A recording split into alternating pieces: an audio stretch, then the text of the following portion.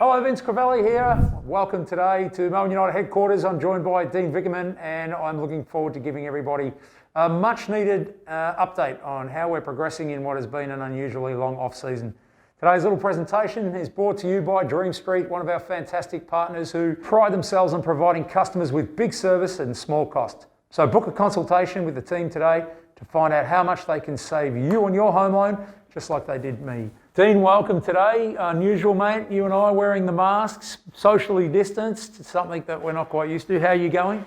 I'm doing pretty well, thanks. Yeah, starting to get used to wearing this thing, coaching, and but yeah, it's a good challenge.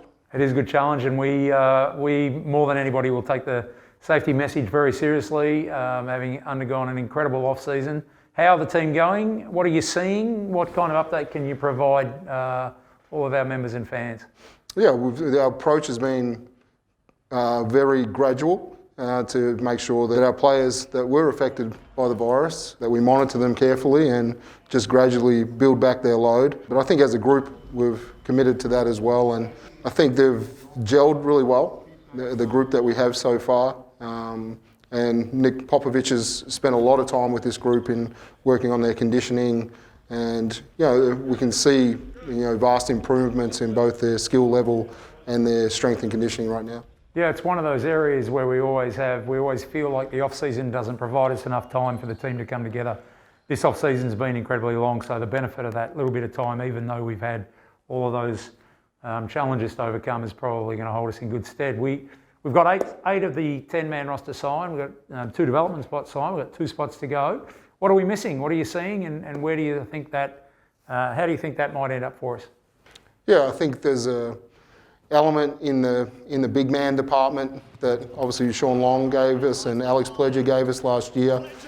So we need to certainly, the improvement that we've seen in Joe Cool has been amazing, and Mason Peatley, David Barlow, Jack White can all share some of that load in the big man department. But just having an elite rebounder, shot blocker, mobile, big, that can come in and be really versatile, can really help our group right now. And then there's a kind of a combo guard that can help carry the basketball at different points, but be a lockdown defender and certainly create his own shot in a late shot clock as well. I think we've got a really good system-based team, but again, we know that can be scouted at different times and taken away, and having an elite talent with quickness or great ball handling ability that can really break down someone is something that I think we can add to the group as well. Yeah, Mello and Sean definitely 2 guys that are playing their trade overseas at the moment, doing quite well. Mello in the ACB and Sean over in Korea. We wish our ex-players nothing but the very best and follow their career on a weekly basis. So NBA drafts occurring. Anything shake out of the draft for us? Do you see that being something we can take advantage of in some way?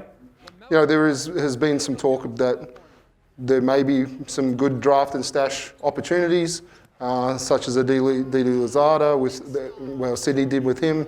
But yeah, I think the quality of that player, is something that we have to look at anyway, whether they come as the opportunity as a next star or an import. So, we've been very patient in our recruiting process so far.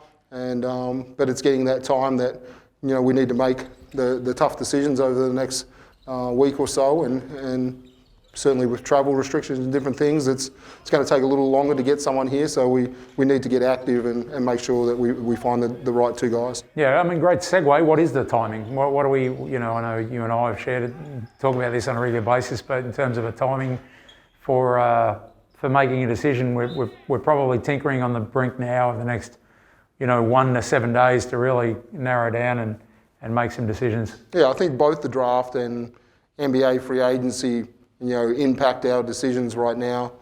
And we expect that, to be early next week, that we have greater information about, if players are getting invited to NBA camps, have they made a roster, is the draft and stash guys available, and I think, we've created our lists of all different types of players at different levels, and I think we have the ability to make a fairly quick decision with the process that we've gone through in recruiting so far. Yeah, I feel like we've been diligent, we've been patient, we're trying to give ourselves as much time as we can to get as much information to the table so we can make the best decision for our organisation and our ambition. And I guess the last real question for me is if there's a message that you'd like to give to all our supporters. You know, we've built such a loyal fan base over the last 7 years here in Melbourne, and it's been the longest off season. I cannot wait to welcome fans back to, I don't know if you know this team, but our home court, Melbourne Arena, has been rebranded to John Cain Arena.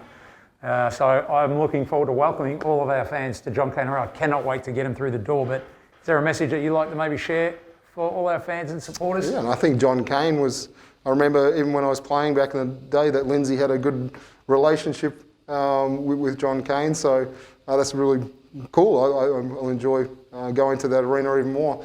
But I think the message is that how important membership becomes in this moment to say, we hope that we're going to have full crowds, but if we don't have a full crowd, then the people that have signed up and are members, and there's going to be an advantage to them to get in the venue and be in there and support us. And I think the team that we're building is going to be exciting to see the growth of the players that we have. To see when we attract new talent that we're not going to play any slower. With Shea Ely and Mitch McCarron and those guys pushing the basketball, and the shooters that we have with Barlow and Chris and all these guys, I think there's a lot of excitement about this roster. Put a few more pieces with them, and if we can build that fan base to a point where, regardless of the situation about how many people in, but if we can get our members in there cheering for us, it's going to be outstanding. Yeah, and we absolutely look forward to welcoming all of our members and fans this year, no matter what the circumstances. Every sporting club needs the lifeblood of its club being its fan base, highly engaged in what we're doing, and I really am looking forward to bringing that back. So thank you, Dean, and thanks again to our fantastic partners at Dreamstreet Lending for presenting today's update. Don't forget to book a consultation with John, or Big John as we affectionately love to call him, and his team today to find out how they can serve you and help you with a better home loan.